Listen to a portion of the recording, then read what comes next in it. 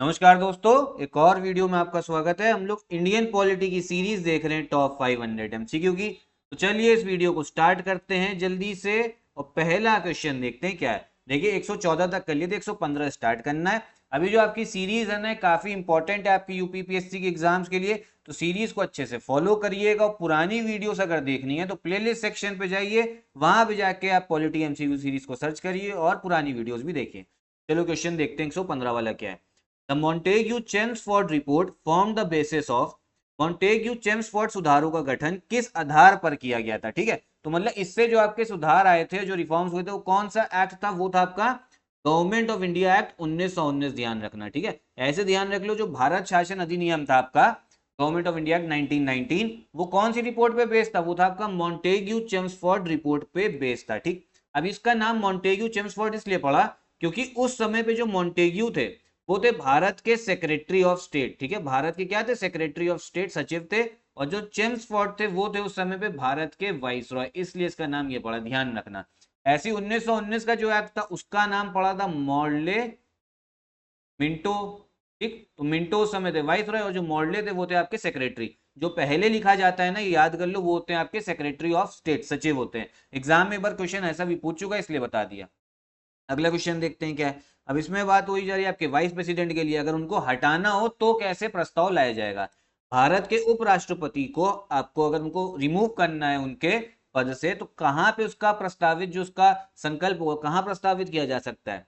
देखो एक चीज ध्यान रखना, जो वाइस प्रेसिडेंट है अगर उनको रिमूव करना है तो उनके लिए जो रेजोल्यूशन लाना पड़ेगा ना, वो सिर्फ कहां पे आ सकता है? वो सिर्फ राज्यसभा में आ सकता है। ठीक है, राज्यसभा में। राज्यसभा से इसको बहुमत से पास कराना, साधारण बहुमत से सिर्फ। उसके बाद में ये लोकसभा जाएगा, लोकसभा ने भी अगर इसको सिंपल मेजोरिटी से पास कर दिया, साधारण बहुमत से, तो उपराष्ट्रपति को उसी टाइम पे अपने पद से हटा दिया जाएगा। ठीक है, लेकिन देखो पास तो दोनों से हो रहा है, लेकिन इनका जो संकल्प है, रेजोल्यूशन, वो कहां पे ला सकते हो? वो ला सकते हो आप सिर्फ राज्यसभा में। ठीक है, और यही बात करें हम लोग अगर प्रेसिडेंट की, राष्ट्रपति की, तो प्रेसिडेंट के बारे में मैंने आपको बताया था। इनको हटाने का जो संकल्प होता है, उस पूरे प्रोसीजर को ही बोला जाता है इम्पीचमेंट या महाभियोग। और वो कहीं पे भी लाया जा सकता है, वो या तो लोकसभा में भी आप ला सकते हो या राज्यसभा में भी ला सकते हो। ठीक है, और उसको पास कराने के लिए 2/3 बहुमत चाहिए, स्पेशल मेजोरिटी चाहिए। लेकिन वाइस प्रेसिडेंट में सिर्फ राज्यसभा में उसको लाया जाएगा संकल्प को, फिर पास लोकसभा से भी होगा। ध्यान रखना। अगला क्वेश्चन देखते हैं।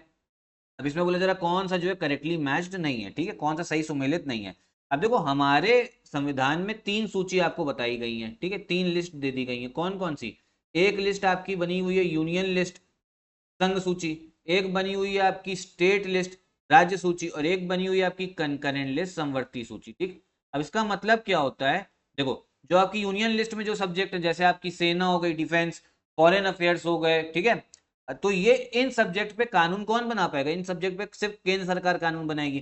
फिर जो आपके कुछ सब्जेक्ट ऐसे हैं जो आपके राज्य सूची में है, ठीक है, और उन पे कौन कानून बनाएगा? वो राज्य बनाएगा। जैसे पुलिस हो गया आपका, ठीक है, फिर आपका कृषि की बात कर लें हम लोग, ठीक, पब्लिक हेल्थ की बात कर लें, जो हॉस्पिटल्स होते हैं हेल्थ, उसके बारे में, तो इस पे कौन कानून बनाएगा? सिर्फ राज्य बनाएगा। और फिर कुछ आपके विषय ऐसे हैं जो कंकरेंट लिस्ट में है, समवर्ती सूची पे है, इस पे दोनों कानून बना सकते हैं। आपकी केंद्र सरकार भी कानून बना सकती है, यूनियन गवर्नमेंट भी, और राज्य सरकार भी बना सकती है। और कानून अगर मान लो इन दोनों का ऐसा हुआ, विरोधाभास हुआ, दोनों कानून एक दूसरे का अगेंस्ट है, तो उस समय पे कानून किसका चलता है? फिर वो आपका केंद्र सरकार का चलता है। ठीक है, इतनी चीज ध्यान रखना। अब यहाँ पे यही बोला जा रहा है कौन सा सही मैच नहीं है। देखो जो आपके वन है ये आपकी संवर्ती सूची पे आते, दोनों कानून बना सकते हैं। जो शेयर बाजार है ये संवर्ती सूची में नहीं आता, तो ये गलत है। शेयर बाजार आपका किसमें? ये आपकी यूनियन लिस्ट में आता है, संघ सूची।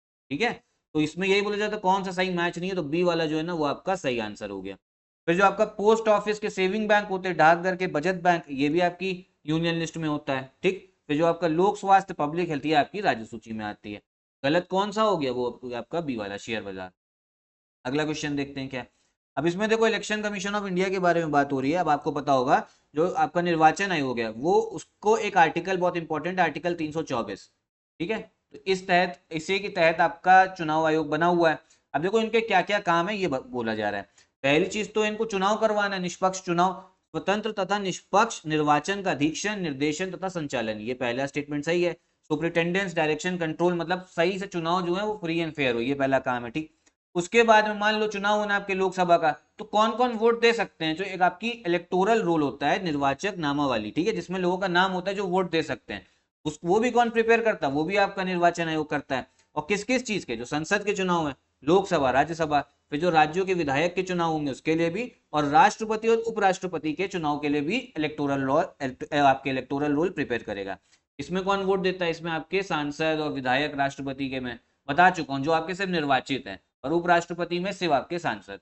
ठीक, फिर आप समझो इनको जो है, जो आपकी अलग अलग राजनीतिक दल है, उनको चुनाव चिन्ह भी देना है, फिर उनको मान्यता भी देनी है। कौन देता है? ये आपका निर्वाचन आयोग देता है। तो दूसरा भी सही है, तीसरा भी सही है, ठीक है। रिकॉग्निशन देना पॉलिटिकल पार्टीज को, इलेक्शन सिंबल अलॉट करने, ये सब आपका काम निर्वाचन आयोग करता है। लेकिन जो फोर्थ वाला दे रखा है ये गलत है। अगर मान लो किसी का चुनाव हुआ और चुनाव को लेकर डिस्प्यूट हो गया, तो उस चुनाव का जो डिस्प्यूट है, मतलब जो विवाद हो गया, मान लो एक जना जीत गया, वो बोले कि नहीं, दूसरा इंसान बोले कि नहीं हमें जीतना चाहिए था, ये गलत तरीके से जीते हैं, तो ये जो सुनवाई होगी, केस चलेगा, कहाँ चलेगा? ये चलेगा आपके न्यायालय में, सुप्रीम कोर्ट में, ये चुनाव आयोग नहीं चलेगा। सिर्फ करेक्ट आंसर कौन सा हो गया? 1 2 3 करेक्ट आंसर होगा आपका ए वाला, ठीक है, इसको ध्यान रखिएगा। अगला क्वेश्चन देखते हैं क्या। अब इसमें बोला जा रहा है, भारत के संविधान के निम्नलिखित अनुच्छेदों में से किसके अनुसार प्रत्येक राज्य की कार्यपालिका शक्ति के प्रयोग में कोई अड़चन न हो या उस पर कोई प्रतिकूल प्रभाव ना पड़े?